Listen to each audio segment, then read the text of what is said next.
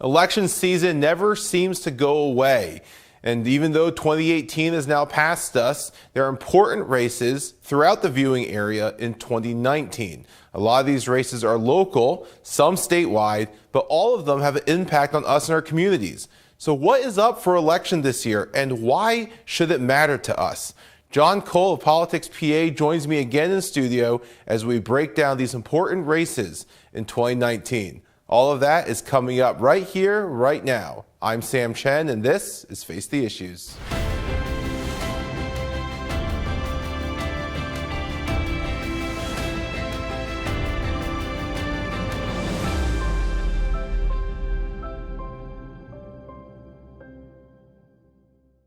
Good evening and welcome to Face the Issues. I'm Sam Chen. Thank you so much for joining us. 2018, it seemed like that election year was never going to end, and now it's past us. A new election season is already here. In odd years, generally across the country, races are a little bit less high profile. There are local races, judge races in some states, like here in Pennsylvania, and they're races that a lot of people ignore. But these races are imperative to us and to our communities. We're electing leaders that have a direct impact on our everyday lives. So we'll be breaking down some of those races and why we need to care and get out to vote. Joining me tonight in studio is friend of the show, John Cole. John, thanks so much and welcome back. Thanks for having me. And again, before we get to 2020, I'm sure we'll be talking about that months down the line, but this is an important year like you were alluding to. Absolutely.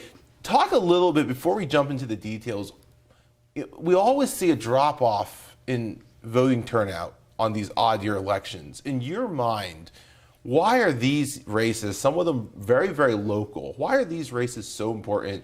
Why should people in our community care about them? It is sad, but you're right that I think statistics show. I think it could be credited to a number of reasons why the voter turnout goes lower. One, I think some people just quite frankly aren't engaged and they don't recognize. I think in many people's minds, an election's every 4 or 2 years. Like, no.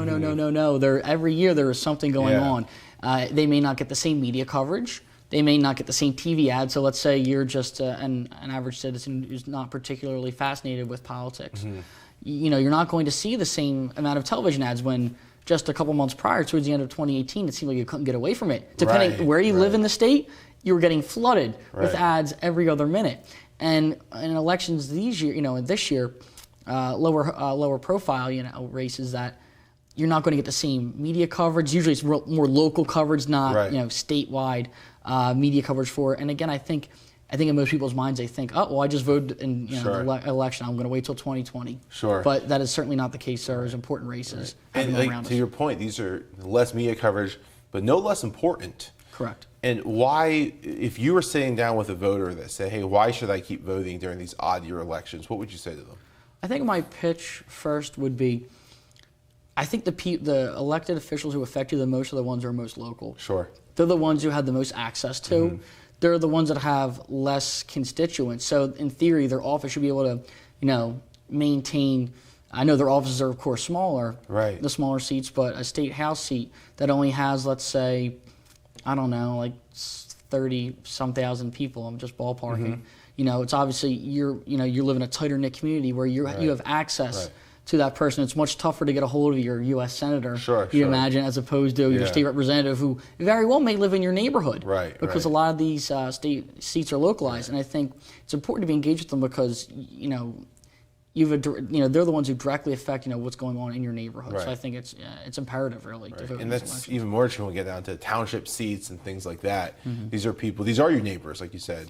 These are people that have perhaps a greater impact on the community than the national races that we pay so much attention to. Exactly. Like again, you may see the people who are congressional representatives or U.S. senators and think they're just someone I see on my television screen. Sure. But these state representatives or these local seats, you very well may know these people because they may be they may be your neighbors. You may see, they may live close to you. You might know them personally. I think it's not to beat a dead horse here, but it's really important to don't take any elections off. Sure, agree. Well, two of the seats that are going to be statewide are our judge seats in the state of Pennsylvania, and the Commonwealth of Pennsylvania, I should say. We do elect judges. This is not something that happens across the country. Obviously, at the federal level, we appoint our judges. The president appoints them with the advice and consent of the Senate. states, do the federalism have the ability to decide how they want to appoint or elect their judges? And Pennsylvania has a partisan election of judges. So currently there are 2 seats on the Superior Court. Just a little bit of background, right? There are 3 courts across the state. There's the state Supreme Court, the state Superior Court, and the state Commonwealth Court. These elections are for the state Superior Court, which is the first appellate court in the state hierarchy. Talk to me about the candidates running for the state Superior Court. Of course, like you mentioned, you're not going to see the same media coverage, but that doesn't mean it's any less important. Sure. So there's, in the primary, so depending on what party you belong to and the way the primary system is, again, in Pennsylvania, if you're an independent, you will not have a say in the primaries. But if you're a Democrat or Republican, you will see these names on the ballot. So the Republican Party, there are 3 people seeking seats on the state Superior Court. You have Meghan King, Christy Lee Peck, and Rebecca Warren. The Pennsylvania Republican Party endorsed 2 of these candidates. There's only 2 seats. Correct, yes. So they're the ones endorsed, but that doesn't mean that other candidates can't run. So Warren is still seeking the GOP nod, in the primary, so she will still seek that. She ran before, former Montour Montour County District Attorney. She's still seeking it, but the endorsement after I was at that meeting where they did the endorsement process in Hershey, and after the first round of voting, it went to Judge Christy Lee Peck and prosecutor Meghan King. That's on the Republican side. On the Democratic side, it's kind of fascinating because out of the 4 candidates, they're from 2 counties. So it's 1 from Philadelphia and 3 from Allegheny County. So 67 counties in Pennsylvania, and 4 candidates are from 2 of the counties. Correct. Even though Philadelphia's county's population is much higher than any other county in the state, and Allegheny County certainly boasts a lot of people as well. But having said that, it's still noteworthy that Pennsylvania's a big state. But yet the concentration of the 4 candidates are in those 2 areas. From Philadelphia, it's Philadelphia Court of Common Pleas Judge Dan McCaffrey. His brother served on the state Supreme Court, Seamus McCaffrey. So for those, if they've heard that last name before, that is his brother. On the, let's go to the western side of the state, in Allegheny County. There's 3 candidates out there. Beth Teresi, a lawyer out there. Ryan James, also a lawyer in Allegheny County. And Amanda Green Hawkins, who lawyer, but also she served 2 terms on the Allegheny County Council, and she was a superdelegate in the 2016 election in Pennsylvania. So she was one of the 19 who pledged their support for Secretary Hillary Clinton. But so they're the candidates giving it a go on the Democratic side. So again, if you're a Democrat or Republican, you're only able to vote. Let's say if you're a Democrat and happen to like either King, Peck, or Warren. That's not on your ballot this time around. So again, you're in this primary that is May 21st. You can only vote for the party in which you're registered for those candidates on that ballot. One of the arguments there's a lot of arguments for merit selection or an election of judges. One of the arguments for merit selection is the idea that judges should not by nature be political. And we actually see this play throughout the state, right? That judicial candidates cannot solicit their own campaign funds. The idea being, if I'm running for judge and I call you for money and you write me a check and I become a judge and you're before my court, well, there's an obvious issue of favoritism. Do you think the situation with the superdelegate is going to play in that? Because that's a very, very political position. It's tough to say. I think, in theory, I think a lot of people look at the courts as almost a political position. We can even just take this beyond Pennsylvania's structure. If you look at the U.S. Supreme Court, how many people honestly view all of them as nonpartisan to a certain degree? I mean, they have their set of beliefs, and I think that's the way they think. No one looks at Justice Ruth Bader Ginsburg, for example, as a conservative by any means. So, like, no one's going to ever associate her with the Republican Party, even though, she's not. It's not like she was. It's not like she has the name ID and ran for that seat with a Democrat label next to her name. She's still certainly associated with that. I think it's tough to say, but I think you brought up a very valid point where you wonder, these positions are almost political in nature. But then again, you see when the endorsements come out, political candidates feel the need to usually endorse some of these people. That's true. So it's not surprising. I don't know exactly what the remedy is. That's a good point. It's already been politicized. We have partisan election of judges in Pennsylvania. Correct. For better or for worse.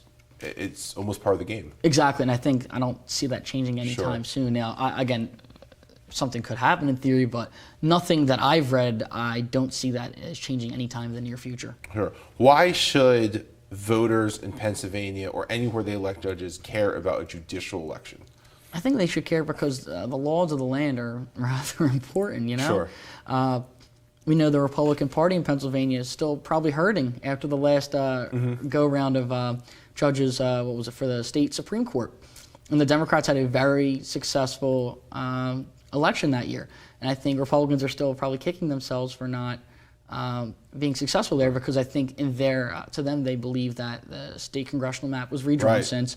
And I think, depending who you talk to, I think a great number of Republicans will say the new map is gerrymandered in the favor of Democrats. Sure. Democrats will say the old map was gerrymandered in the favor of Republicans. So no matter who you talk to, of course, people are going to have an issue with the map. And I mean, heck, talk to people in the Philadelphia suburbs who are Republicans who are in office. They're the ones who are probably the most angry because they lost their seat. Sure. But then again, look at the way those maps were drawn. Right.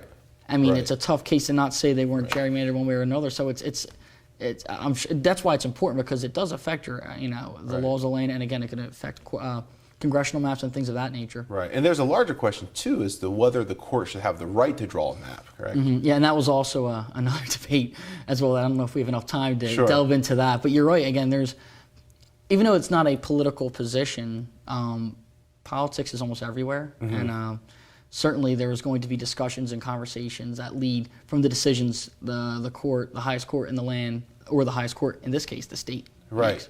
Right. Quickly on the judicial elections, this is interesting. At the state level, at the county level, they don't run for re-election, right? Can you talk just very briefly?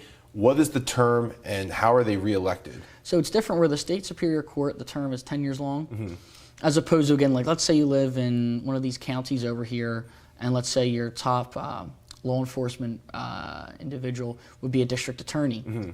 Depending on where you live, that person can serve for many, many, many terms, and they're not 10-year terms. You know what I mean? They're 4-year terms traditionally. Right. Statewide, you're looking at a 10-year term, which is, to the average voter, they might think a 10-year term. That is the case for the state superior court.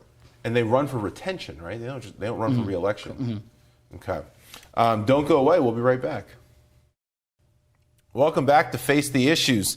John, thanks again for being here. Let's transition from the statewide judicial races to some of these local races that are going to impact us. One of the interesting things I think we should note here is that in odd years like 2019, there's a lot of local races throughout the state of Pennsylvania, throughout the country. But where someone lives determines what kind of race they have. So our viewers in New Jersey are actually dealing with their state legislature races right now. But here in Pennsylvania, unless you're in a special election, you're not. And that's just going to vary based on your area. So voters should always go to their county or look at their voters' guides to know what they're voting on. But let's talk a little bit about across the state, with every county's got their local races coming up. One of the ones that is really getting a lot of attention in our area is the Philadelphia races. Mayor Kenney is up for re-election, has a primary this time, and also the city council races are coming up. Let me start with the mayor. Philadelphia is a Democratic city. Everybody knows that. Why does Mayor Kenney have a primary? It's a fascinating time in the city of Philadelphia. So Mayor Jim Kenney, who is just ending his first term, won by a very, very wide margin in the Democratic primary. So after 2 terms of Mayor Michael Nutter, Mayor Kenney was one of 7 Democratic candidates. He, in that primary out of the field, he finished, I believe it was 20 to 30 points above the next Democrat, who was State Senator Anthony Williams, who represents part of Philadelphia. He's also giving it a go this time. So the person who finished second in the Democratic primary, Senator Williams, is running once again. He's running for mayor? Yeah, he's running for. He's one of the candidates for mayor, as well as former city controller Alan Buckovitz, who was a state representative in the 90s in parts of northeast Philadelphia. Served as city controller for multiple terms. Lost in a rather shocking upset. Buckovitz was viewed as the favorite when you're an incumbent. Incumbents in a Democratic heavy city. Yeah, had the advantage. He lost his most recent bid for city controller in the Democratic primary to Rebecca Reinhart, who is now the current city controller in the city of Philadelphia. But Buckovitz talked about mulling this run for quite a while. Williams already ran before, and he's giving it a go again. The main issue, though, I think, if you live in the Philadelphia area, like myself, or live in the city of Philadelphia like me, you're going to see ads dealing with soda and sugary beverages now until that primary date, because the soda tax or the sugary beverage tax in Philadelphia is something that is still a hot rod issue, quite frankly, where the money going towards preschool and the Rebuild Initiative, there's certain things it's going towards what those who are not in favor will say it's hurting local small businesses, the mom and pop shops. Let's just for our viewers' sake, what is the soda tax? What happened there? So when Mayor Kenny ran, he talked about putting a tax on all sugary beverages, depending on the ounce and how many cents per ounce. For again, it wasn't just not just soda; it's sugary beverages, and per the ounce again, it's 1.5 cents. So you're looking at a rather significant. It adds up. 1.5 cents per ounce. Yeah, so it adds up for of course the people. Now certain businesses have been very angry with this. Sure. The money going towards, again, universal pre-K was an initiative that Mayor Kenny ran on. And, the Rebuild Initiative, where they're dealing with different parks and recreations in the city of Philadelphia, kind of giving these rec centers and playgrounds facelifts to make them, 21st century places where kids and the community can gather. Those in favor of it love where the money's going, and they say you don't have to drink these sugary beverages that that you're choosing to. Opponents of it will say it's a regressive tax. People who are not in favor believe it's negatively affecting those who are most at an economic disadvantage. They believe it's hurting businesses, specifically businesses that are just inside the city boundaries, because they believe people who live just inside the city limits will take their business to the suburbs where that tax doesn't exist. So it's a hot button issue. Buckovitz and Williams, both of Kenny's primary challengers, are running against it. We've already seen it. So there are Democrats against this tax. Correct. There are Democrats. It's still controversial in Philadelphia, but having said that, will it get Kenny one term? I don't know. Time will tell. He enters it the favorite. I think many political strategists will tell you when you're an incumbent in the city of Philadelphia, since the home charter rule in the 1950s, there hasn't been a Republican mayor. So it's been the last Republican mayor was in the early 1950s, and a Democrat has not been beaten by another Democrat in a primary since then. So this is it's an uphill battle for Buckovitz and Williams, but they're both throwing their hat in the ring, and it's noteworthy because Philadelphia being one of the biggest cities in the whole country, it's certainly going to get the attention. Now, the city council race there is also interesting. Former Lieutenant Governor Mike Stack is running for city council. Yes. For starters, for those who don't know, why is he no longer Lieutenant Governor? So former Lieutenant Governor Mike Stack served one term. He ran alongside Governor Tom Wolf that first time, in which they defeated incumbents Governor Tom Corbett and Lieutenant Governor Jim Cawley. Stack was along for the ride the first term. He lost in a primary, a field of, I believe it was 5 candidates, but he finished fourth. John Fetterman, the mayor, the current Lieutenant Governor, at the time he was the mayor of Braddock, Pennsylvania, out in western Pennsylvania. Fetterman also got some statewide name recognition after he ran for the U.S. Senate in the Democratic primary in 2016. He finished third place, or I believe third place. Yeah, third place behind Katie McGinty, who was the nominee, and Joe Sestak, who was the nominee for the Democrats in 2010. But Fetterman ended up one-terming Stack's the first time that happened in Pennsylvania, where the lieutenant governor lost after one term. But he made it clear, I think he had an interest in serving still. Why did Stack lose that primary in your mind? It's tough to say. There was, I guess, a bevy of issues. It didn't seem as though him and Governor Wolf, I guess, had the best relationship. No, I don't want to, Sure. It didn't seem, and I guess there was some issues that were there. To your point, I think there's been scandal that's followed Lieutenant Governor Stack. Does that play in the city council race in Philly? So that's a fascinating question because, again, not only did he lose the lieutenant governor re-election, he finished fourth behind Kathy Kazone and Nina Ahmad. But however, having talked to spokespeople for former Lieutenant Governor Stack, they feel confident in the sense that he's known in the area. And believe it or not, even though he finished fourth in the lieutenant governor's race, he actually won the city of Philadelphia in that, during that election. So even though he lost by a wide margin against Fetterman, he won by a substantial margin in the city of Philadelphia. And he wasn't the only Democrat actually on the ballot for lieutenant governor because Nina Ahmad also is a Philadelphian. So you're talking about, he served 14 years in the state Senate, in Northeast Philadelphia. Right. Gave it a go for governor, lieutenant governor. He served 4 years, one term.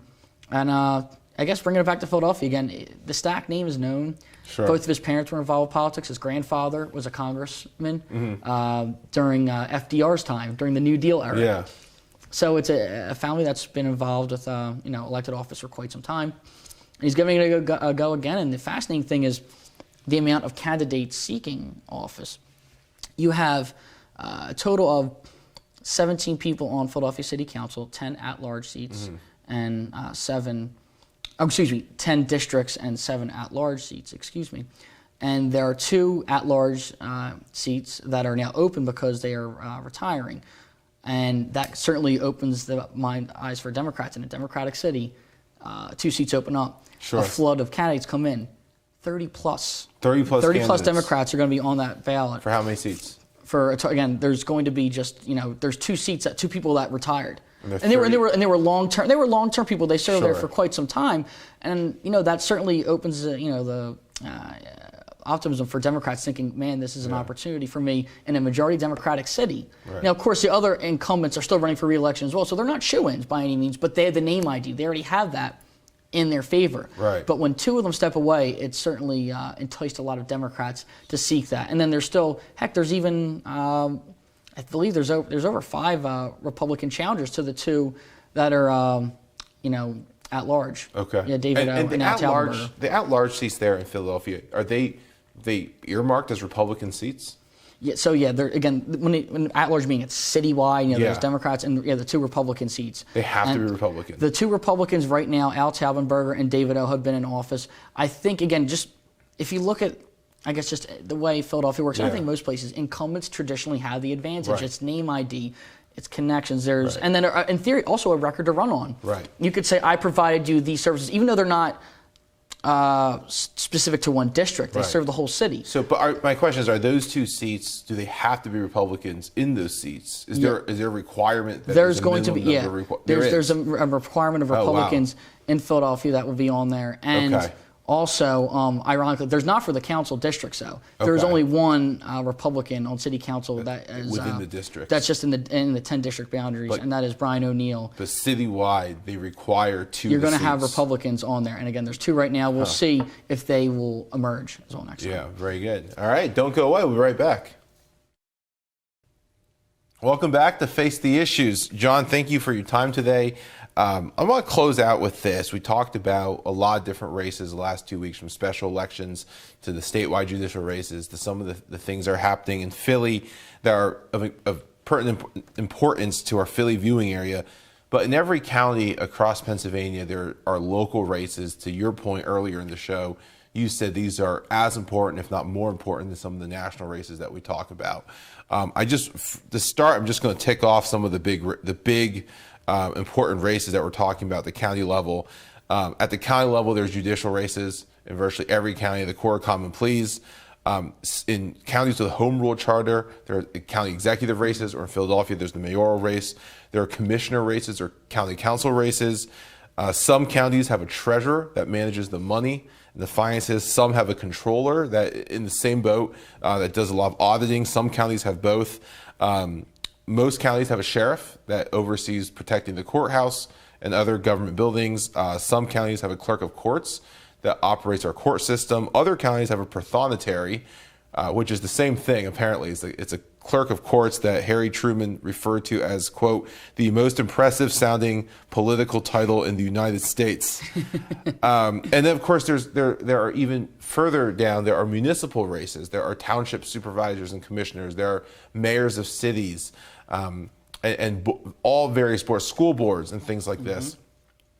What impact, I mean, different counties have different seats up at this point. Well, let me start with this. What impact do these offices have on our communities? So again, these specific positions are, they really relate to your community. I mean, you're not talking about, again, someone who is down in Washington, D.C. every day, being your congressional representative perhaps, or a U.S. senator. This is someone whose job is to stay in the district, adhere to all the problems in the district.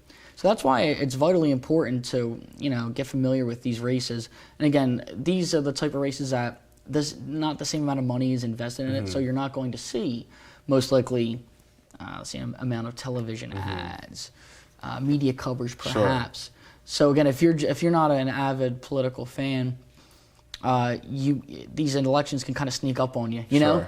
Like in theory, you could be someone who despises politics, but guess what? Before those midterms, they're coming because you can't avoid those commercials. You're not going to see the same amount of, I guess, media out there if you're just an average observer. But at the same time, it doesn't mean it's less important because these are the people in your communities that help dictate policy where you specifically live, because we know how, the way of life in certain cities in this state compared to small townships, how different certain, things are in those areas. Right.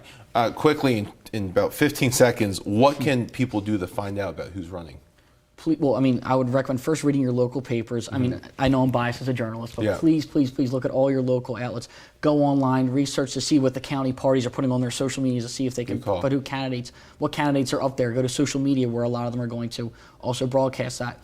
Do your homework and get familiar with these candidates because it's still just as important. That's great. Thank you so much, John. That is all the time we have tonight. Thank you so much for joining us, and join us again next week as we unpack another issue. My name is Sam Chen. On behalf of all of us here at Face the Issues, thank you and good night.